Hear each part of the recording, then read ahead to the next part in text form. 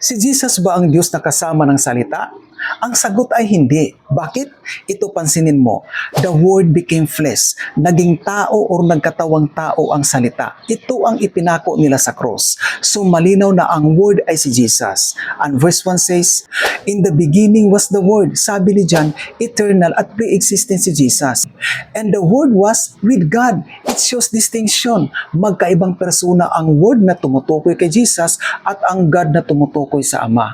Kaya hindi maaring sabihin na ang salita dito ay siya rin ang Ama. At sabi pa ni John, the Word was God. Malinaw na ang salita na tumutukoy kay Jesus ay Diyos sa pasimula. Kaya hindi nangangahulugan na ang salita ay siya rin ang Ama. Dahil nilinaw ni Apostol John na ang Word ay kasama ng Ama. Hindi niya sinabi na ang Word na si Jesus ay siya din ang Ama.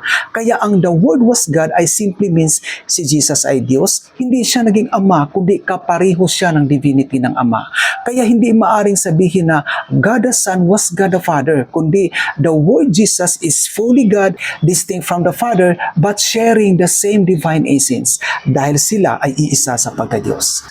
This is Bible Facts. Another day, another truth cannot be silenced.